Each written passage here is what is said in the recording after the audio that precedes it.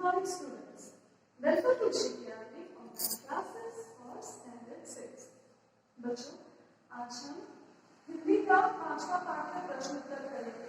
ठीक है, पिछली कक्षा में हमने लघु उत्तरीय प्रश्न तक किया था। आज हम लोग चौथा प्रश्न दीर्घ उत्तरीय प्रश्न करेंगे। ठीक है, आज हम लोग आपके उद्भव के 5वें पाठ का चौथा प्रश्न दीर्घ उत्तरीय प्रश्न करेंगे। ठीक है, ये देखो बेटा, आपका चौथा प्रश्न है पेज नंबर 51 में। पेज नंबर 51 में आपका चौथा प्रश्न है दीर्घ उत्तरीय प्रश्न। प्रश्न क देखो, प्रश्न क देखो, लेखिका के कॉलेज से लौटने के बाद गिल्लू की नित्य क्रिया क्या थी? यानी जब लेखिका कॉलेज से लौटती थी तो गिल्लू क्या क्या करता था? ठीक है, लेखिका के कॉलेज से लौटने के बाद गिल्लू क्या क्या करता था, उसकी हरकतें कैसी थी? तो इसका उत्तर लिखोगे, लेखिका के कॉलेज से लौटने के बाद गिल्लू, यहां तक लिखा गिल्लू तक। उसके बाद पेज नंबर 47 लिखो, पेज नंबर 47। अभी पेज नंबर 47 में आओ। पेज नंबर 47 में आए, ये देखो, यहां से अपने दिखाई दिया, अपने यहां से ब्रैकेट स्टार्ट करो। ये क का उत्तर है। अपने जाली के द्वार से भीतर आकर मेरे को काट के लिखो उनके पैर से सर। ठीक है, मेरे को काट के लिखना उनके, फिर पैर से सर और सिर से पैर तक दौड़ने लगने, लगा को काट के लिखना लगता था। ठीक है, लगा को काट के लिखना लगता था। तब से यह नित्य का क्रम हो गया। फिर मेरे को काट के लिखना, मेरे को काटना, और आगे अंडरलाइन करना, कमरे से बाहर जाने पर गिल्लू भी खिड़की की खुली जाली की राह बाहर चला जाता और दिन भर गिलहरियों के झुंड का नेता बना हर डाल पर उछलता कूदता रहता। और ठीक 4 बजे वो खिड़की के से भीतर आकर अपने झूले में झूलने लगता था। यहां तक है इसका उत्तर। दोबारा बता रही हूं, सुनो। जहां तक बुक में जहां तक अंडरलाइन किया था, उसके बाद है पेज नंबर 47 में आना, अपने जाली के द्वार से भीतर आकर मेरे को काट के लिखना उनके। ठीक है, पैर से सिर और सिर से पैर तक दौड़ लगाने, लगा को काट के लिखना लगता था, लगा को काट के लिखना लगता था। तब से ये नित्य का क्रम हो गया। मेरे को काट दो। ठीक है, मेरे को काट देना, आगे अंडरलाइन करो। कमरे से बाहर जाने पर गिल्लू भी खिड़की की खुली जाली की राह बाहर चला जाता और दिन भर गिलहरियों के झुंड का नेता बना हर डाल पर उछलता कूदता रहता। और ठीक 4 बजे वो खिड़की से भीतर आकर अपने झूले में झूलने लगता था। ये है आपका क का उत्तर। ठीक है, ये देखो ख प्रश्न, लेखिका ने कौवे को एक साथ समादरित, अनादरित, अति समादरित, सम्मानित और अति अपमानित क्यों कहा है? ठीक है, लेखिका ने कौवे को समादरित यानी सम्माननीय, ठीक है, और अनादरित जिसका सम्मान नहीं किया जाता, अति सम्मानित बहुत सम्मान जिसे दिया जाता है, और अति अपमानित जिसे बिल्कुल भी सम्मान नहीं दिया जाता है, ऐसा क्यों कहा है? लिखो बेटा, लेखिका ने कौवे को समादरित सम्मानित इसलिए कहा क्योंकि हमारे पूर्वज हमारे पास कौवे के रूप में ही भोजन ग्रहण करने आते हैं। जब पितृपक्ष होता है तब हमारे पूर्वज कौवे के रूप में ही भोजन ग्रहण करने के लिए आते हैं, भोजन खाने के लिए आते हैं एवं मेहमानों के आने की सूचना भी देते हैं। और कौवे भी होते हैं, कौवे भी कुछ जीव होते हैं जो मेहमानों के आने की सूचना देते हैं। जब कौवे जब काम करते हैं हमारे घर के पास, तो उसकी घड़ी सुनकर, उसकी आवाज सुनकर हमको ये पता चल जाता है कि आज हमारे घर में मेहमान आएगा। ठीक है, लेखिका ने कौवे को समानांतर सम्मानित इसलिए कहा है क्योंकि हमारे पूर्वज हमारे पास कौवे के रूप में ही भोजन ग्रहण करने आते थे ना, मेहमानों के आने की सूचना भी देते थे। ठीक है, ये दो काम करते हैं, इसलिए उसको कौवे को समानांतर और सम्मानित करते हैं। और अनादरित और अपमानित इसलिए कहा क्योंकि उसकी प्रत्यक्ष आवाज उसकी यानी कौवे, ठीक है, लोगों को अच्छी नहीं लगती, जिसके कारण लोग उसे भगा देते हैं। तो वो जब तुम्हारे पास काम करता है तो वो उसकी प्रत्यक्ष आवाज के कारण उनको अच्छा नहीं लगता, उसको भगा देते हैं, परेशानी होती है, काम करते हैं, वो अच्छा नहीं लगता, इसीलिए कौवे को अनादरित और अपमानित कहा। ठीक है। ग प्रश्न देखो बेटा, गिल्लू की समझदारी और लेखिका के प्रति उसके स्नेहपूर्ण व्यवहार का वर्णन कीजिए। स्नेहपूर्ण यानी प्रेम से भरा हुआ। ठीक है, गिल्लू की समझदारी और लेखिका के प्रति उसके स्नेहपूर्ण व्यवहार का वर्णन कीजिए। ठीक है, इसका उत्तर सुनिए। गिल्लू अत्यंत समझदार जीव था। ठीक है, गर्मियों में वह दोपहर के समय घर से बाहर नहीं जाता था क्योंकि गर्मियों में बाहर बहुत गर्मी होती थी। ग का उत्तर पेज नंबर 48 में भी दिया गया है। यहाँ पे पेज नंबर 48 लिखिए। पेज नंबर 48 में आए? ठीक है, चलो पेज नंबर 48 में देखते हैं। पेज नंबर 48 में आए बेटा, ये देखो, ये वाला ये वाला गर्मियों में। ठीक है, ये पहला पार्ट है ग का और ये ग का दूसरा पार्ट है। मतलब पहले ये लिखेंगे और उसके बाद ये वाला लिखेंगे। ठीक है, तो सुनो, ग का उत्तर। ठीक है, ये ग का उत्तर है। गर्मियों में जब मैं की जगह लिखना लेखिका। ठीक है, मैं की जगह लिखना लेखिका दोपहर में काम करती रहती तो गिल्लू ना बाहर जाता ना अपने झूले में बैठता। उसने मेरे की जगह लिखना उनके यानी लेखिका। ठीक है, उनके निकट रहने के साथ गर्मी से बचने का एक सर्वथा नया उपाय खोज निकाला था। वह मेरे की जगह लिखो उनके, मेरे को काट के उनके लिखा। गुड। उनके पास रखी सुराही पर लेट जाता और इस प्रकार समीप भी रहता और ठंडक में भी रहता। ठीक है, यहां तक लिखा। फिर उसके बाद लिखना में भी रहता, उसके बाद लिखना बेटा और लेखिका के। ठीक है, यहां तक लिखने के बाद लिखना और लेखिका के। अभी यहाँ पे आओ। अस्वस्थता में वह तकिए पर सरहाने बैठकर अपने नन्हे नन्हे पंजों से मेरे की जगह लिखना उनके। सर और बालों को इतने हौले हौले सहलाता रहता कि उसका हटना एक परिचारिका के हटने के समान लगता था। Bracket close.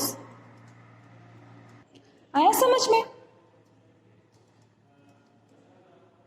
इसमें यह बताया गया है कि गर्मियों के दिन जब लेखिका काम करती रहती तो गिल्लू बाहर नहीं जाता था और ना ही अपने झूले में बैठता था। वो लेखिका के साथ रहने का उसने एक बहुत ही नया उपाय ढूंढ रखा था। वो लेखिका के पास तो रहता ही था और साथ ही साथ उनके पास में एक सुराही था, उसमें लेट भी जाता था जिससे उसको ठंडक भी मिलती थी और वो लेखिका के पास भी रहता था। और जब लेखिका बीमार हो जाती थी तो वो बीमार थी तब वो तकिए के सिरहाने बैठकर, मतलब तकिए के पास बैठकर अपने नन्हे नन्हे पंजों से उनके सर और बालों को धीरे धीरे से सहलाता था। और इतना स्नेहपूर्ण था वो कि अगर वो चला जाता था तो ऐसा लगता था जैसे कोई परिचारिका यानी सेविका, कोई सेविका ही चली गई हो। ठीक है, आपको समझ में आया? घ प्रश्न देखो। काक द्वय यानी काक यानी कौवा, द्वय यानी दो। ठीक है, काक द्वय की चोंचों के दो घाव उस लघु प्राण के लिए बहुत थे। इस वाक्य का आशय स्पष्ट कीजिए। इसका मतलब क्या है ये बताना। घ प्रश्न का उत्तर बता रही हूँ, सुनो। घ प्रश्न का उत्तर, काकद्वय की चोंचों के दो घाव उस लघु प्राण के लिए बहुत थे। इस वाक्य का आशय यह है कि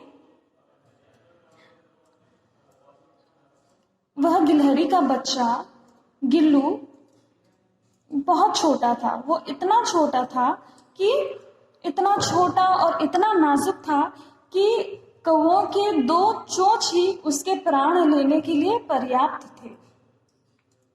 ठीक है, दोबारा सुनो। काकद्वय की चोंचों के 2 घाव उस लघु प्राण के लिए बहुत थे। इस वाक्य का आशय यह है कि गिल्लू जब छोटा था तब वो बहुत लघु होने के साथ, छोटा होने के साथ वो काफी नाजुक भी था, जिसके कारण कौवे की 2 चोंच के घाव ही उसके प्राण जाने के लिए पर्याप्त थे। ठीक है, अभी वह प्रश्न देखो, दिए गए कथनों की सप्रसंग व्याख्या कीजिए। ठीक है, पहला है, मेरे पास बहुत से पशु पक्षी हैं और उनका मुझसे लगाव भी कम नहीं है, परंतु उनमें से किसी को मेरे साथ थाली में खाने की हिम्मत हुई है ऐसा स्मरण नहीं आता। ठीक है, वह का जो पहला प्रश्न है, मेरे पास बहुत से पशु पक्षी हैं और उनका मुझसे लगाव भी कम नहीं है, परंतु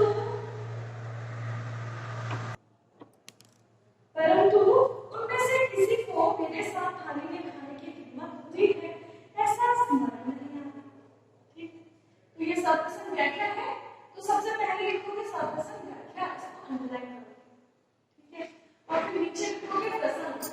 प्रसंग यानी वो जो पंक्ति दी गई है वो कहाँ से ली गई है, उसके विषय में थोड़ा बता दें।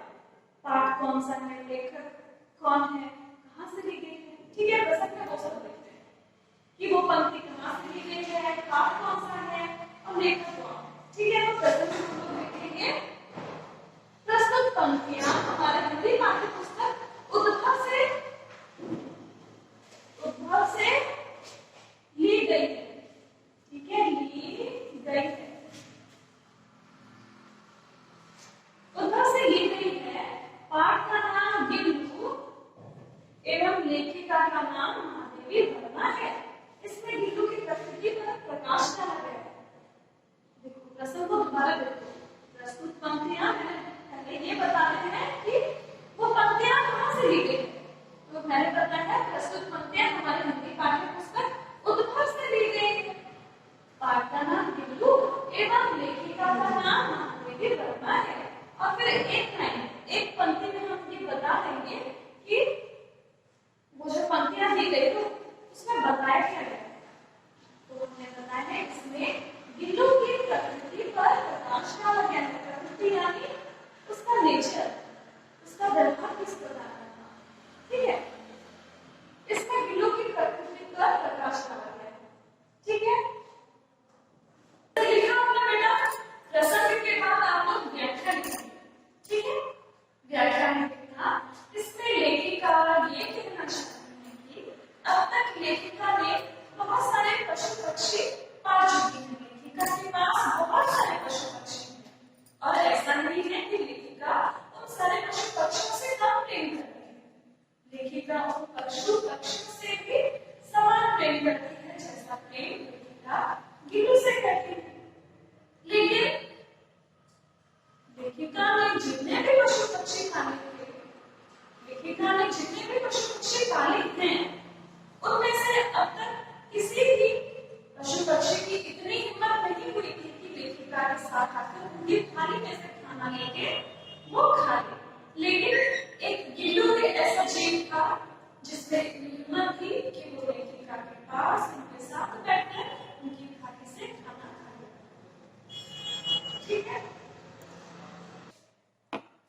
ठीक है बेटा, दूसरा प्रश्न देखो। परंतु प्रभात की प्रथम किरण के स्पर्श के साथ ही वह किसी और जीवन में जागने के लिए सो गया। ठीक है, स्पर्श यानी टच, जब हम किसी का स्पर्श करते हैं, छूते हैं, उसको बोलते हैं स्पर्श। ठीक है, परंतु प्रभात की प्रथम किरण के स्पर्श के साथ ही वह किसी और जीवन में जागने के लिए सो गया। इसमें बेटा ये बताया गया है कि जब गिल्लू के जीवन का अंत समय आ गया था, यानी जब वो मरने वाला था, उस समय को लेखिका ने इस प्रकार से बताया, इस ढंग से बताया। ठीक है, तो सबसे पहले हम लोग सप्रसंग व्याख्या करेंगे, लिखेंगे जैसा हम करते हैं, फिर उसके बाद प्रसंग में भी सारा। ठीक है, प्रश्न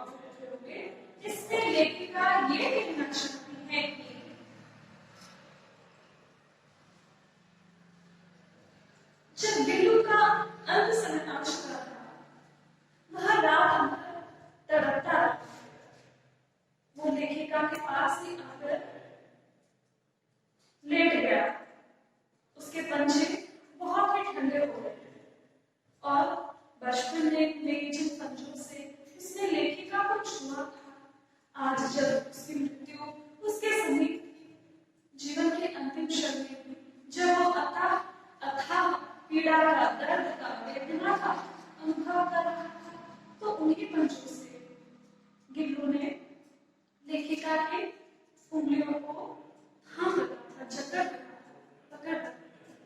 लेखिका को अनुभव हुआ कि गिल्लू के पंजे बहुत ठंडे हैं, तो उसने हीटर से उनको गर्म करने की कोशिश की, लेकिन कुछ फायदा नहीं हुआ। और अगले दिन ही प्रभात की प्रथम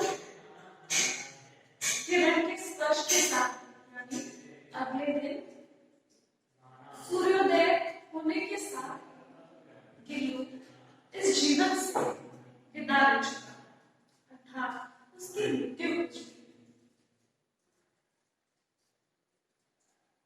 शायद वो इस जीवन को अलविदा कहकर किसी दूसरे जीवन में जानने के लिए सोच रहा है।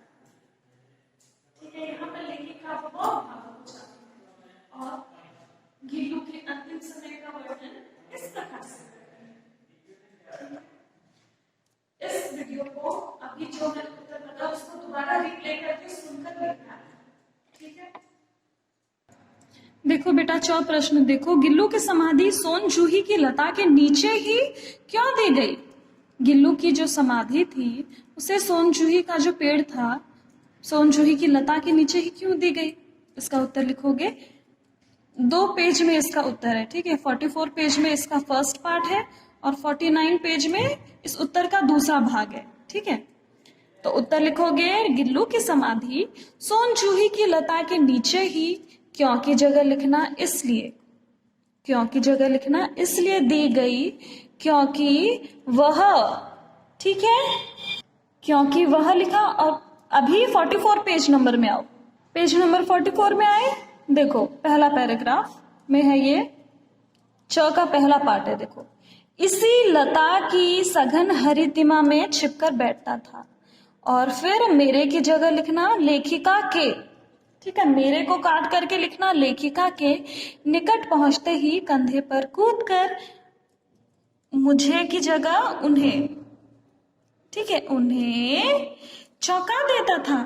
तब मुझे को काट करके लिखना उन्हें, ठीक है, मुझे काट करके लिखना उन्हें कली की खोज रहती थी, पर आज उस लघु प्राण की खोज है, ठीक है। दोबारा बता रहे, फर्स्ट पैराग्राफ पेज नंबर 44 में, यहां से, इसी लता की सघन हरितिमा में छिपकर बैठता था।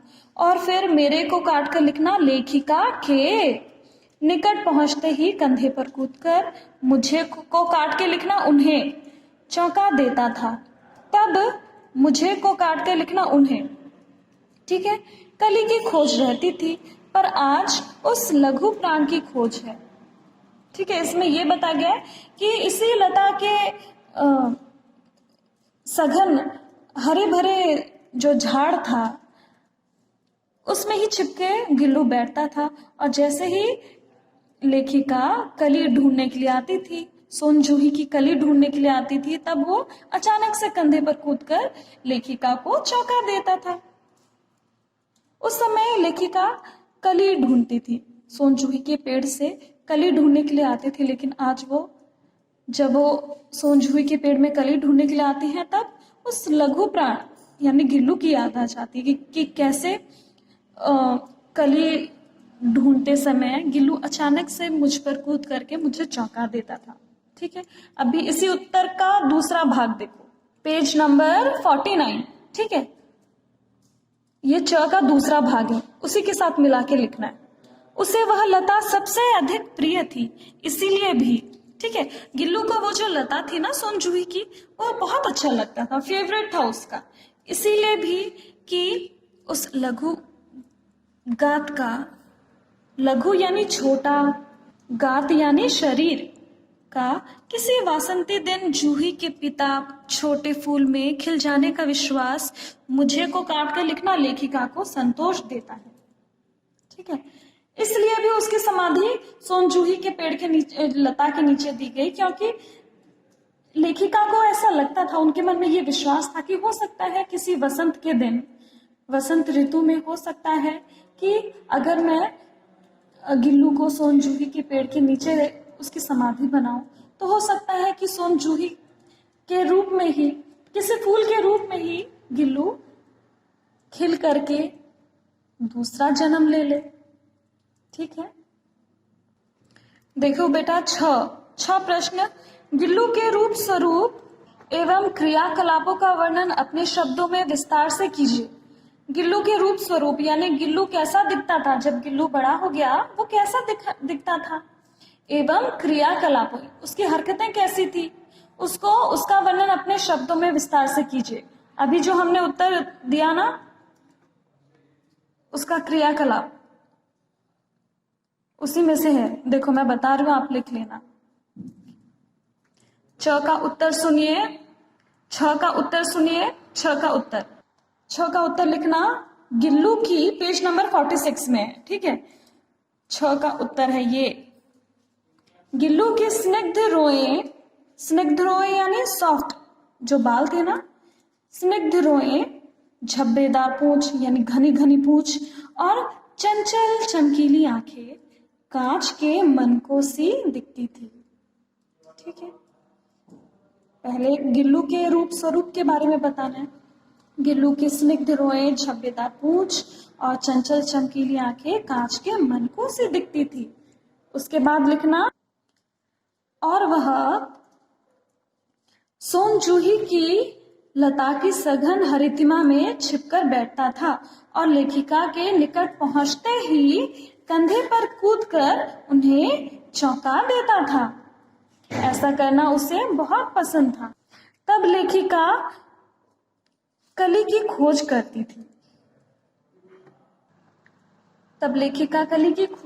रहती थी। ठीक है, और अचानक से जो गिल्लू था वो लेखिका के कंधों पर कूद करके उन्हें चौंका दे। और इसके अलावा भी वो क्या क्या हरकतें करता था, पाठ में से पढ़कर आप इसका उत्तर लिखेंगे। गर्मियों के दिन किस प्रकार से वो बाहर ना जाकर लेखिका के पास रहता था, और साथ ही साथ वो सुराही से चिपक करके लेटा रहता था। लेखिका का साथ भी उसे मिल जाता था और सुराही की ठंडक भी उसे प्राप्त हो जाती थी। और लेखिका के कॉलेज से घर आते ही वो सर से पैर से सर ऐसे उछल कूद करता रहता था। लेखिका को देखकर वो बहुत प्रसन्न हो जाता था और खिड़की के पास आकर वो खिड़की की दूसरी तरफ बगीचे में गिलहरियों को देखता। ठीक है, और क्या करता था, और लेखिका जब बीमार पड़ गई, उनकी दुर्घटना में वो घायल हो जाती हैं, तो लेखिका के पास आकर उनके बालों को अपने छोटे छोटे पंजों से, नन्हे नन्हे पंजों से सहलाता था। ठीक है, इस प्रकार से अपने शब्दों में वर्णन करना है। ठीक है, जो प्रश्न देखो, लेखिका ने गिल्लू को परिचारिका की उपाधि किस कारण से दी? इसका उत्तर है, लेखिका ने गिल्लू को परिचारिका की उपाधि इसलिए दी क्योंकि जब एक दुर्घटना में लेखिका घायल हो जाती हैं, तब गिल्लू एक परिचारिका के समान ही लेखिका के सिरहाने बैठा रहता था और अपने छोटे छोटे पंजों से लेखिका के सरों को, बालों को सहलाता रहता था। और जब किसी कारणवश गिल्लू वहां से हट जाता था, तो लेखिका को ऐसा लगता था जैसे कोई परिचारिका ही चली गई हो वहां से। ठीक है, अभी पेज नंबर 52 में आओ। ठीक है, पेज नंबर 52 में आए। पहला प्रश्न देखो, नीचे दिए गए शब्दों के लिंग बताइए। यहाँ पर ये जो शब्द दिए गए हैं, इनका लिंग बताना है हमें। ठीक है, कि वो स्त्रीलिंग है या पुल्लिंग है। उंगली स्त्रीलिंग है। ठीक है, तकिया पुल्लिंग होगा, सर पुल्लिंग होगा, झूला पुल्लिंग होगा। ठीक है, हम बोलते हैं ना उंगली दुख रही है, स्त्रीलिंग है। ठीक है, क्योंकि उंगली स्त्रीलिंग है इसलिए दुख रही है, क्रिया भी स्त्रीलिंग में बदल जाएगा। तकिया, तकिया अच्छा है, अच्छा पुल्लिंग। ठीक है, सर दुख रहा है, दुख रही है नहीं बोलते, सर दुख रहा है पुल्लिंग है। झूला अच्छा है, ये भी पुल्लिंग है। ये देखो पर्दा, पर्दा भी पुल्लिंग है। हम बोलते हैं ना पर्दा गिर गया, गिर गया क्रिया गिर गया, क्योंकि पर्दा पुल्लिंग है इसीलिए क्रिया भी कर्ता के लिंग के हिसाब से बदल जाता है। ठीक है, जाली स्त्रीलिंग है, दूध पुल्लिंग है, मोटर पुल्लिंग, थाली स्त्रीलिंग, बरामदा पुल्लिंग, सुराही स्त्रीलिंग, रुई स्त्रीलिंग है, खिड़की स्त्रीलिंग है, कली स्त्रीलिंग है। ठीक है, ठीक है। अभी दूसरा प्रश्न देखो, वाक्य में दिए गए रंगीन शब्दों के समानार्थी शब्द लिखकर वाक्य दोबारा लिखिए। ये जो इस वाक्य में जो रंगीन शब्द दिया गया है ना, इन वाक्यों में जो रंगीन शब्द दिए गए हैं, इसका समानार्थी शब्द हमको लिख के इस वाक्य को दोबारा लिखना है। ठीक है, क देखो, वह इस लता सघन हरितिमा में छिपकर बैठता था। ठीक है, सघन शब्द का समानार्थी शब्द है घना, तो हम इसको लिखेंगे। ठीक है, सघन की जगह हमने क्या लिख दिया, घना, तो सघन की जगह घना लिख के ये वाक्य को हम दोबारा लिख देंगे। वह इस लता की घनी हरितिमा में छिपकर बैठता था। ठीक है, इसी तरीके से यह वाक्य भी करना है। ख देखो, उन्हें काक बनकर ये अवतीर्ण होना पड़ता था। अवतीर्ण की जगह लिखना जन्म, अवतीर्ण की जगह लिखना जन्म, और इसको दोबारा लिखना, यहाँ पर वाक्य लिखना, उन्हें काक बनकर ही जन्म, ये अवतरित होगा बेटा, अवतीर्ण की जगह आप लिखोगे अवतरित। ठीक है, तो यहाँ पर क्या लिखोगे, उन्हें काक बनकर ही अवतरित होना पड़ता है।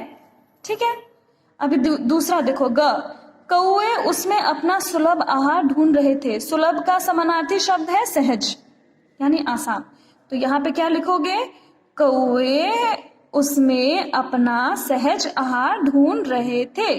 ठीक है, आगे घ देखो, उसका हटना एक परिचारिका के हटने के समान लगता है। परिचारिका की जगह लिखना सेविका, यहाँ पे लिखोगे, दोबारा वाक्य बना के लिखोगे, उसका हटना एक सेविका के हटने के समान लगता है।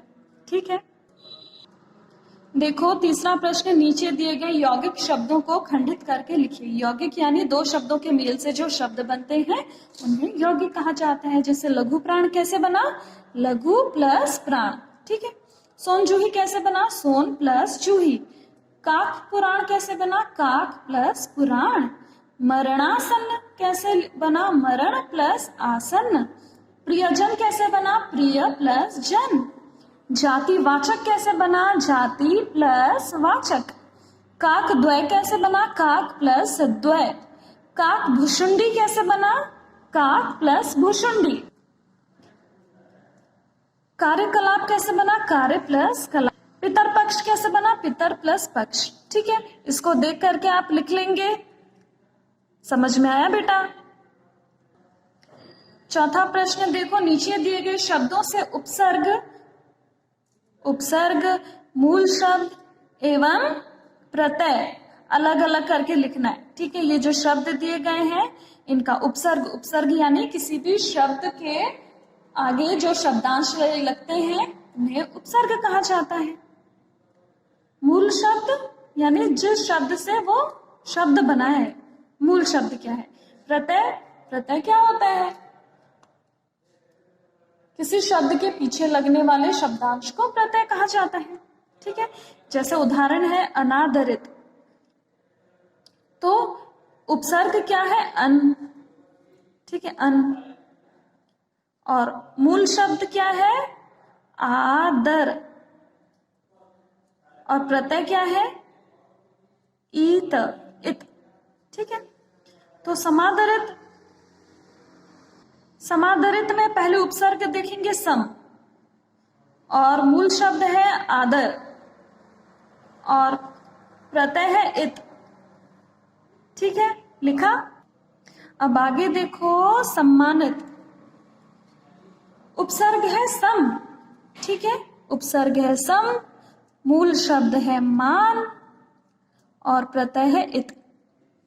अपमानित में अप है उपसर्ग, मान है मूल शब्द, और इत है प्रत्यय। ठीक है, अस्वस्थता, अ है उपसर्ग, स्वस्थ है मूल शब्द और ता है प्रत्यय। ठीक है, आगे देखो, नीचे दिए गए शब्दों से उपसर्ग अथवा प्रत्यय तथा मूल शब्द अलग कीजिए। ठीक है, ठीक है। अवतीर्ण का होगा अव प्लस तीर्ण। यहां पर क्या करना है, जहां पे उपसर्ग है वहां पे उपसर्ग अलग करेंगे, जहां पे प्रत्यय है वहां पर मूल शब्द से प्रत्यय अलग करेंगे। ठीक है, मूल शब्दों में से जहां पे प्रत्यय दिया गया है वहां पे प्रत्यय अलग करेंगे, जहां पे उपसर्ग दिया गया है वहां पे उपसर्ग अलग करेंगे। ठीक है, तो देखो, अवतीर्ण का होगा अव प्लस तीर्ण, विचित्र का होगा वी प्लस चित्र, आकर्षित का आकर्षण प्लस इत, समझदारी का समझदार प्लस ई, उपचार का उप प्लस चार, प्रयत्न का प्र प्लस यत्न, चमकीली का चमक प्लस इली, विस्मित का विस्मय प्लस इत। ठीक है, यहाँ पे हमारा क्लास ओवर हो गया। Thank you class.